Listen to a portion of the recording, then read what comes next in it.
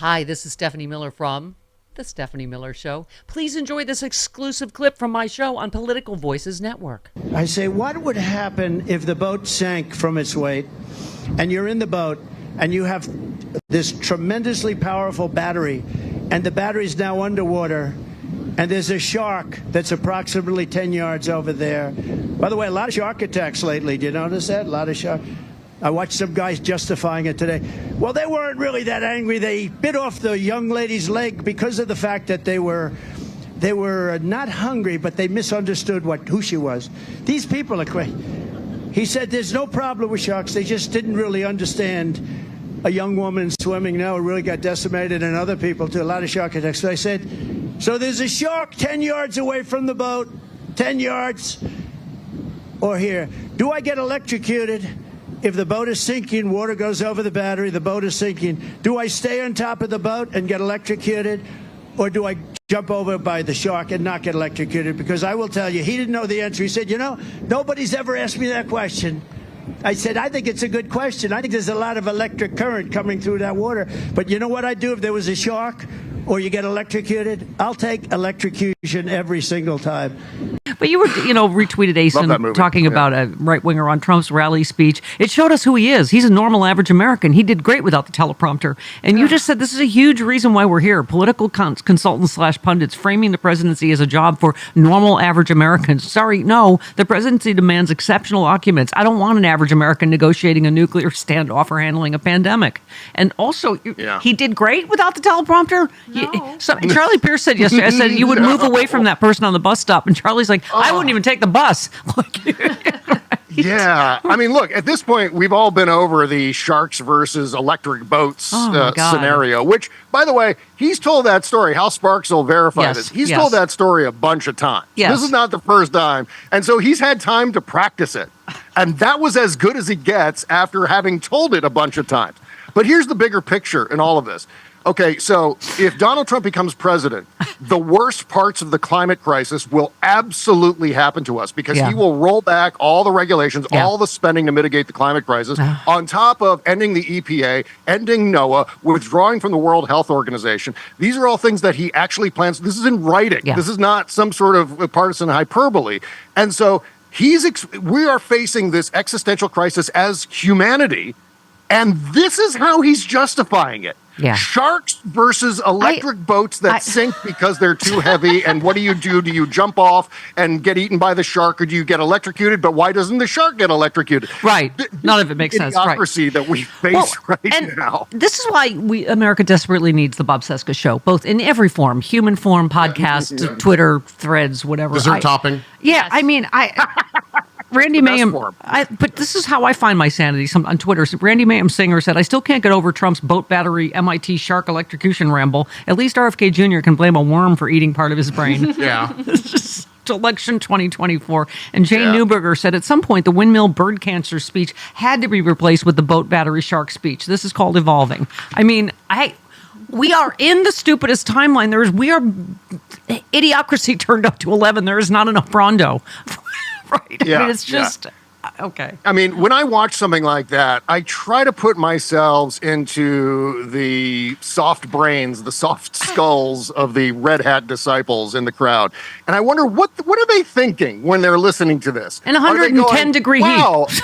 Yeah, I mean, right, in the heat. Well, that's going to solve lots of problems. But what happens is, do they think, okay, well, this is nuts? Or do they think, wow, that makes a lot of sense? Or do they think, this is so nuts, this is going to drive the libs crazy? I mean, it's got to be one of those things. But on some level, some of them have to be going, this makes no sense. What's he talking about? Why are we wasting our time listening to him talk about sharks and shark attacks and electric boats, not realizing that all gas-powered boats have batteries in them as well? Thank you.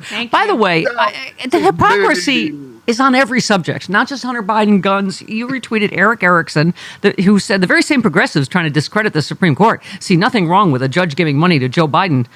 And you said Judge Merchan gave $35 to Act Blue. Justice Thomas, you have $4 million. He took $4 million in bribes. If you can't see the vast difference here, Eric, I have to seriously question your ability to understand what numbers mean. I mean, oh my God. Yeah. Well, I mean, talk about a guy whose entire life right now, Eric is what I call it. You just add the extra Eric. Is his middle name also Eric? It probably is. Eric Erickson. Yeah.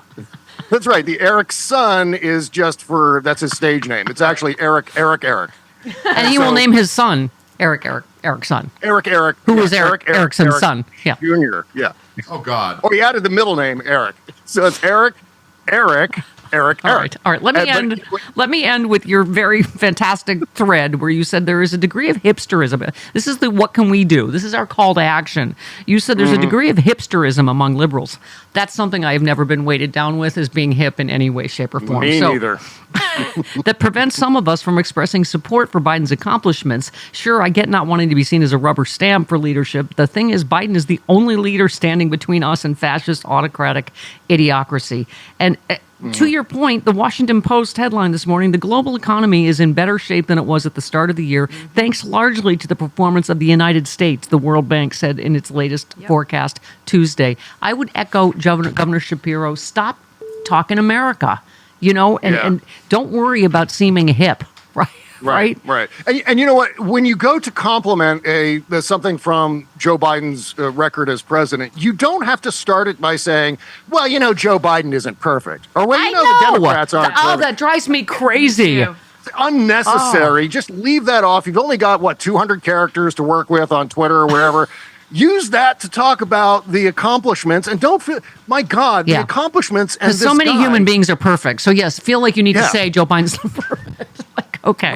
Right. And it's true that Joe Biden is the only human being standing between us and the abyss and fascism. And so therefore, we need to act accordingly. And yes, we will get back to a place where we can criticize our leadership and not have to worry about everything ending, including democracy and eventually humanity due to the climate crisis. Bob, I'm sure these undecided voters are making your head explode like mine. When you go like, oh, well, I'm not going to vote for Trump, but Biden. Understand, if you do anything but vote for Biden, you are putting Trump back in office. If you stay home, if you vote for RFK Jr., if you vote for Jill Stein, that's anyway. Okay. Yeah, there's always these kind of selfish, self-centered people who they seem to be standing in the corner with their arms folded and go, convince me to vote for Joe Biden. Oh, come on. You know what I say? I say that shut up Jody Hamilton song to those people. That's what I say. God, I love that song. It's so sexy.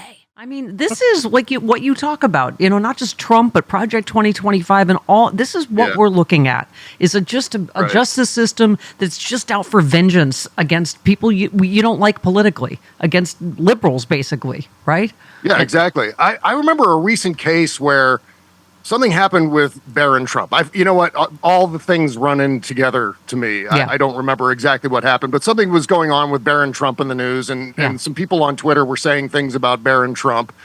And the Republicans went absolutely bananas, started crapping their cages all over the place.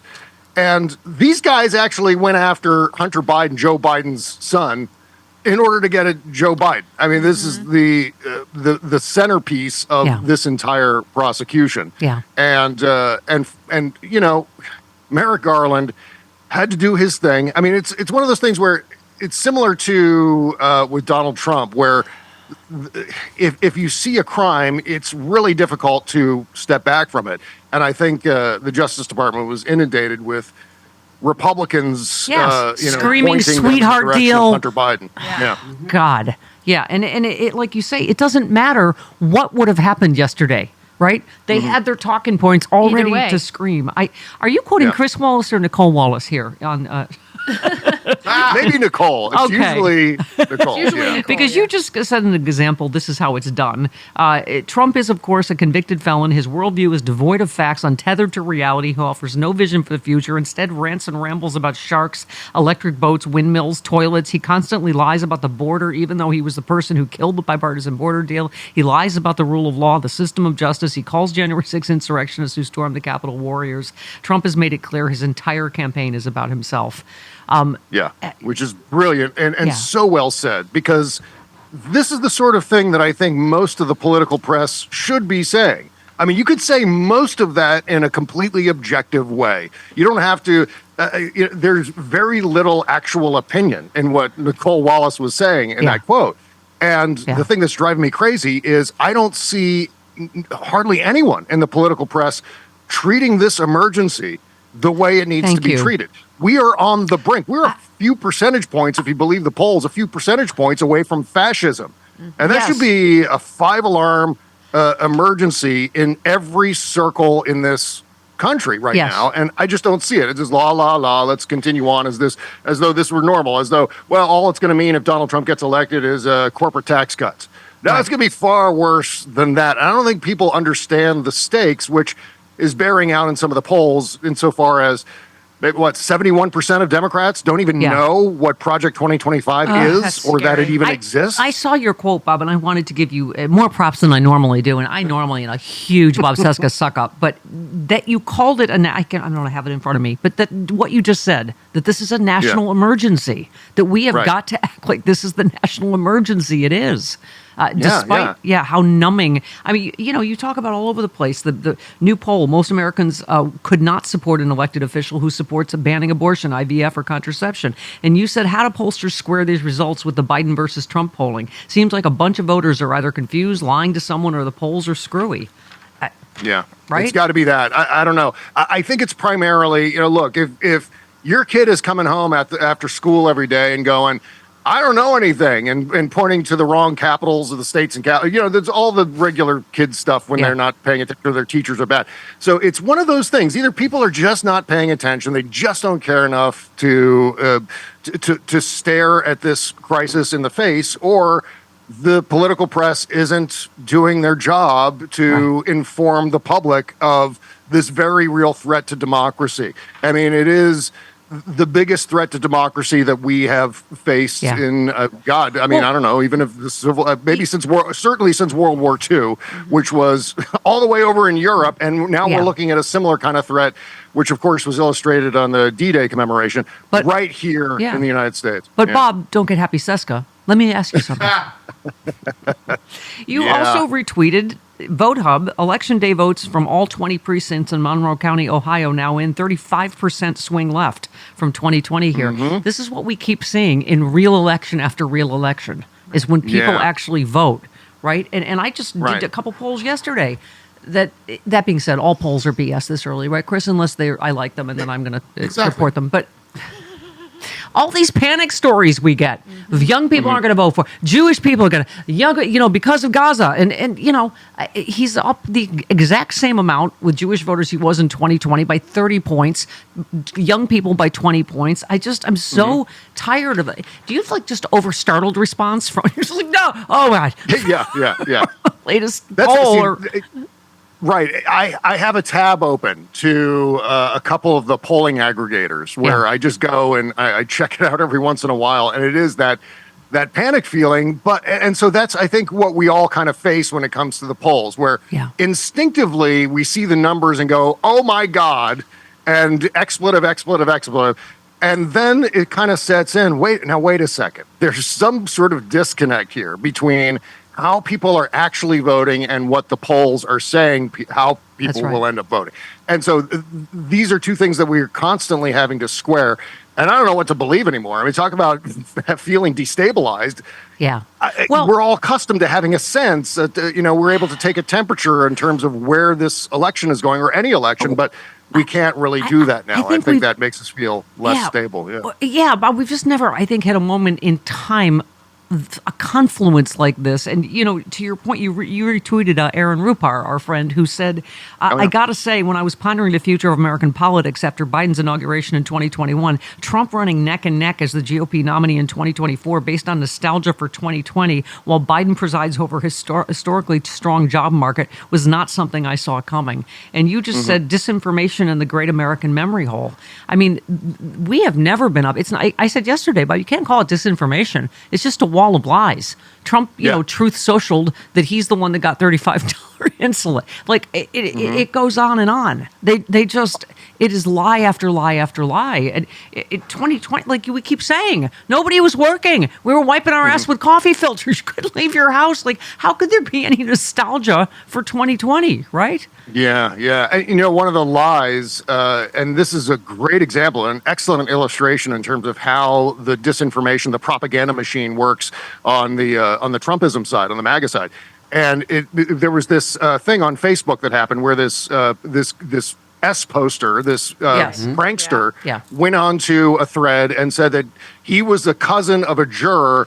And this was the day before the verdict was handed down in New York City in the Trump criminal trial.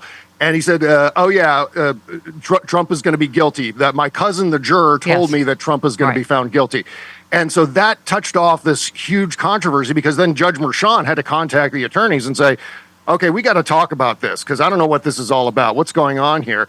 And it was almost immediately debunked. I mean, as soon as that letter went out, I think while the letter from Judge Merchan was going out, the actual prankster went on and said, "Nah, that's not real. I'm just, I told you I'm an S poster." Right. Yeah, exposed himself. And but still, Donald Trump, 24 hours later, was still screaming mistrial on Truth Central. Yeah. And so they're running with that. They don't care if it's true or not. It works. They're in business to sucker all of the rubes out of their money. This is the entire business model of Trumpism, and the far right now is to act like traveling faith healers and speaking of the media, Steve Barton's character in Leap of Faith, Mm-hmm.